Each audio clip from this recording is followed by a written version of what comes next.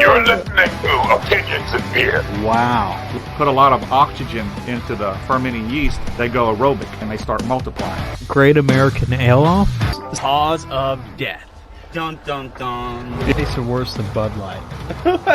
Straight up 10.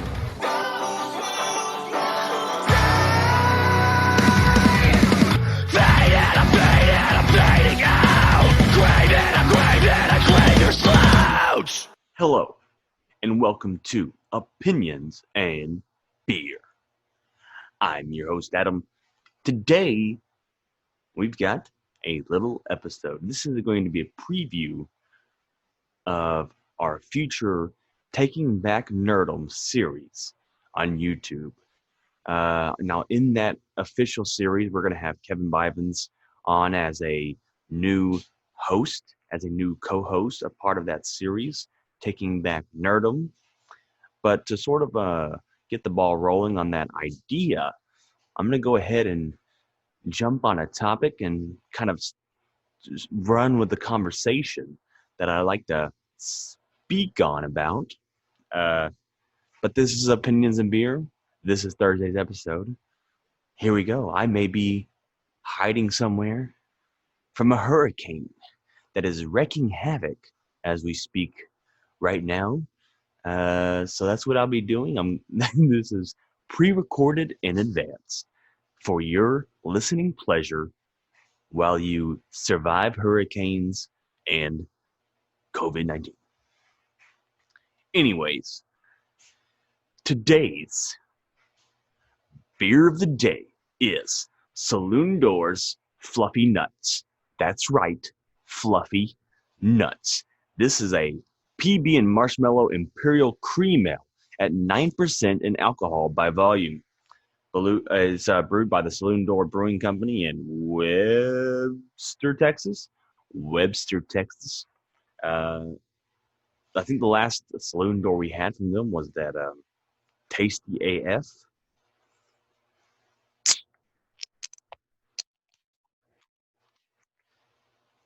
Which was okay. I'm not sure I've ever had an Imperial Cream Ale before. Let's see what it pours. Okay, it's going to pour a golden color. I guess it is a cream ale. It's going to pour a nice head on that. Woo!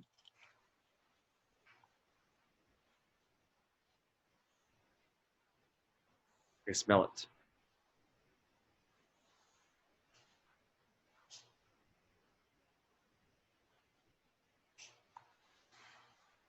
Anyways, looks pretty good.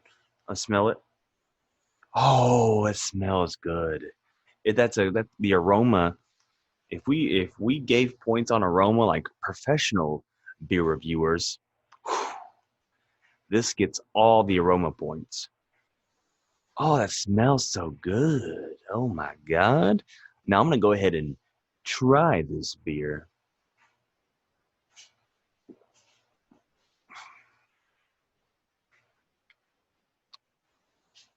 Well, that was I'm drinking cavities.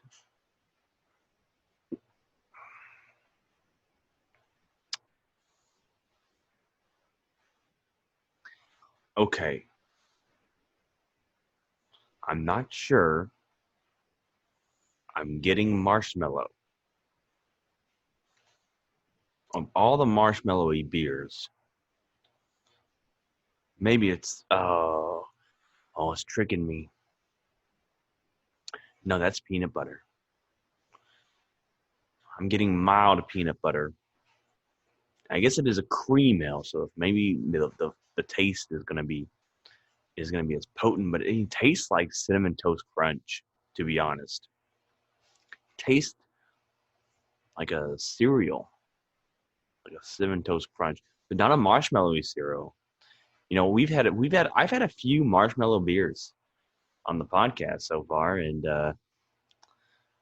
I got marshmallows from them. I'm not getting marshmallows from this peanut butter marshmallow cream ale.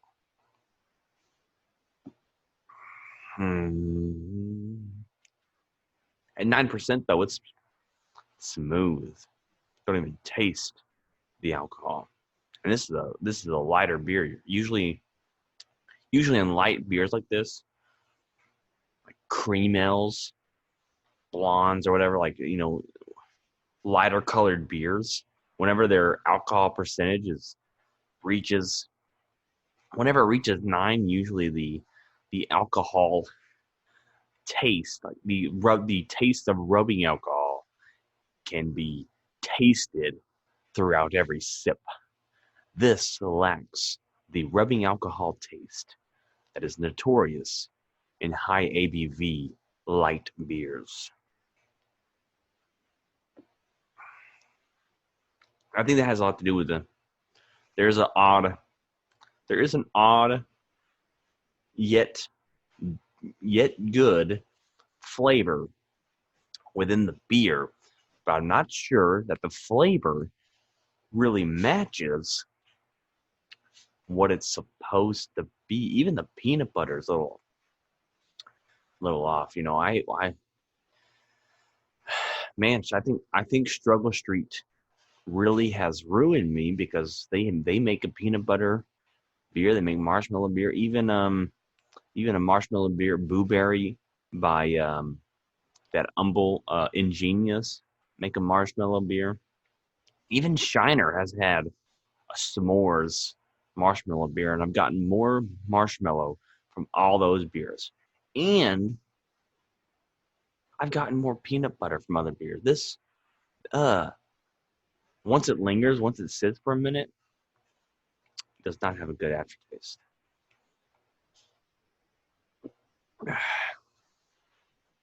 That's a bad aftertaste. Like, it's good, but then when it just sits, bad. Good to bad. Oh, I don't know, guys. That aftertaste makes me not want to get this beer again, even though it was initially good. I'm going to give Fluffy Nuts a sad 4 out of 10. Because it was good at first. Man, after you drink, I'm drinking a 12 ounce, and it's like, look, I'm this much. I've only had a little bit. And now I'm like, no. The aftertaste is starting to settle in, and it's just not a good aftertaste. Anyways, moving on to today's topic. For taking back Nerdom. It's like taking back Sunday, but Nerdom. So I wanted to talk a little bit about, I wanted to get into the basics, because we're going to dive into it more on the actual Taking Back Nerdom show over on Opinions and Beer Network on YouTube.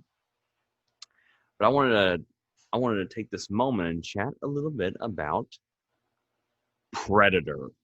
That's right, we're in Sci-Fi Month still on Opinions and Beer, and I just wanted to take a look at the history of Predator.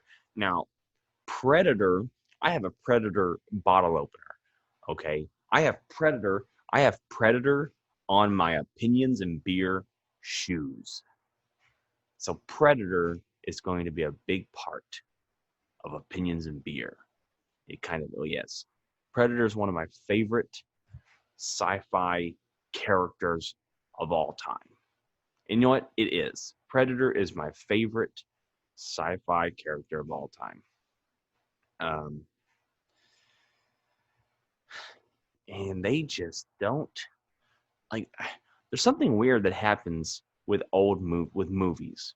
It's like whoever gets a hold of them doesn't ever understand what made those originals good.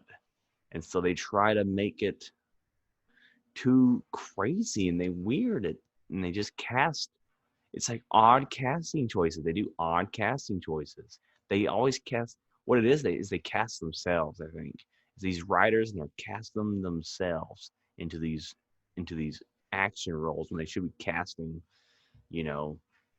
big giant hulking people to fight Predator, or just like Predator 2. I think Predator 2 gets a lot of flack. I think Predator 2 really. Anyways, Predator originally came out in 1987. In 1987, the Predator was born. Not born, but the movie came out late 80s. It's a late 80s movie with Arnold Schwarzenegger. He's it's honestly a simple premise. These military men are in the jungle, and there's a alien in the jungle, and they have to fight it, and they're getting killed and wiped out by this one creature. And the Predator from 87 to 1990, Predator had its own comic book. After Predator happened, they got a serious comic book lined up. It was that Fox was producing comic books for Predator and Alien at the time. And by the time 1990 hits, we get Predator 2, and it was almost a whole different movie, but it did feel like a continuation. I felt like they were able to keep a lot of the magic in Predator 2, but in a different way. I like that you're following this cop, and then fighting these drug lords or whatever, and Predator just doesn't give a shit and just comes in and rips people's spines out and kills everybody, just murdering people and wrecking shop, and kills Gary Busey and all kinds of fun scenes and whatnot. And then we move on to Predators. No, that's 2010. I don't like Predators at all. I hate Predators. I think Adrian Brody was a horrible casting choice. I think the marketing for Predators was horrible. There's a lot of scenes missing in the actual film that was in the trailer. So I thought Predators was pretty much garbage. I thought The Predator had a lot of potential. I thought the ending was bad. I thought it was paced poorly. I honestly thought that it was cut poorly. There's something to it where the whole story just seemed like a mess. So Predator and Predator 2, those are the good ones in the quad Predator series. That, and then AVP, man. A lot of people give AVP flag, but I think Paul W.S. Anderson is a super, super underrated director, and I think visually he nails everything. I know a lot of people hate on him for the Resident Evil franchise, but those movies look good. I don't think Paul W.S. Anderson wrote the AVP film. See, I think he does way better with things that don't have a lot of backstory to them. See, Resident Evil has the games, and so you're like following these characters, like all this stuff. Predators, Alien versus Predator, though it has some stuff, I think not as many people know of that extra content, and so you're able to get away with a lot more things. And I think you should be able to give them a pass for some of the content that he delivers in those films. I think the first AVP is sleek looking.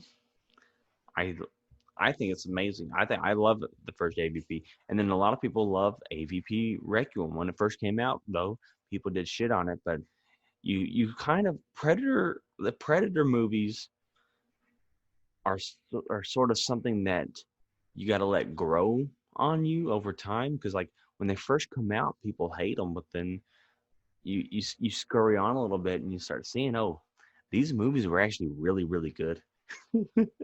They're really fun. At least they're super fun. And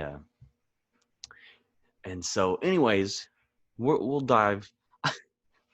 That's just kind of my initial thoughts on on the Predator franchise. We're gonna dive more into it on taking back Nerdom, and I was just trying to share my opinions, my quick opinionated assessmented views on the Predator franchise. And so I'm going to take this time. I'm going to give a brief. Chat. I'm going to give you a synopsis and talk because I'm so into the Predators and Predator franchise that I decided what's missing, what's wrong with the Predator franchise that they just can't get it 100% right. It's always 90% right or 10% right, 40% right. It's never 100% right. So here we go, guys. Predator World. This is the script, the pitch for Predator World. The movie follows two stories. One, a teenage coming to age tale, but with a predator. And the second story, a militant ship carrying super soldiers. And I went ahead and casted. I went ahead and casted the super soldiers, just so you guys know, so you don't have to worry about the casting and trying to figure out who's going to play who. I know who's going to be in this movie. Super soldiers on this ship include, but are not limited to, The Rock, John Cena, Stone Cold Steve Austin, Michael Jai White, and Arnold Schwarzenegger, who plays an android but has the minds and memories of Dutch from the original Predator. Get it, he's an android, like Terminator. See, I'm just mixing it all together. It's all good. It's all throwbacks. Oh, nice. The ship crew, the crew that's with the ship, we have a clone. She's called the Clone, and it's played by Sigourney Weaver. The ship, and she's going to play the ship commander. Then we have Simon Pegg as the second pilot. Then we have the navigations expert, Nick Frost. And then we have Regina King as the Yaja linguist. Then we have Maggie Q as the pilot. We have Rahul Kohli as the medical. We have Carlos Mencia as the ship engineer. We have Michael C. Hall as the other ship engineer. And then we have Louis Guzman as the third ship engineer. The plot. Earth has a severe outbreak of an alien species spreading quick.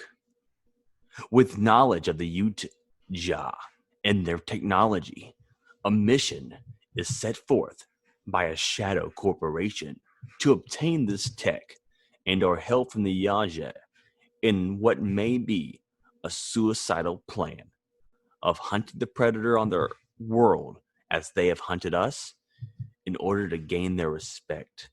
All the while this is happening, a young predator learning the ways of the hunt with fellow classmates gets ambushed by outcast Yutja, who kill the rest of its group and take it captive and force it into gladiator type combat with other species.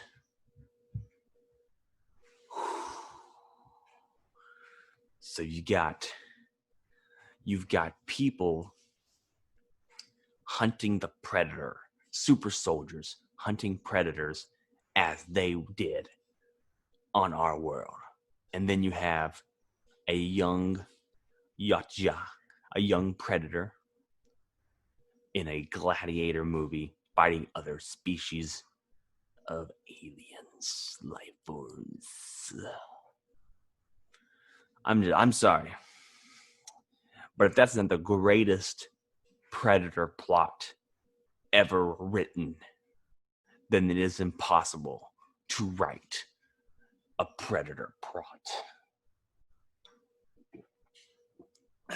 But that's just my opinion.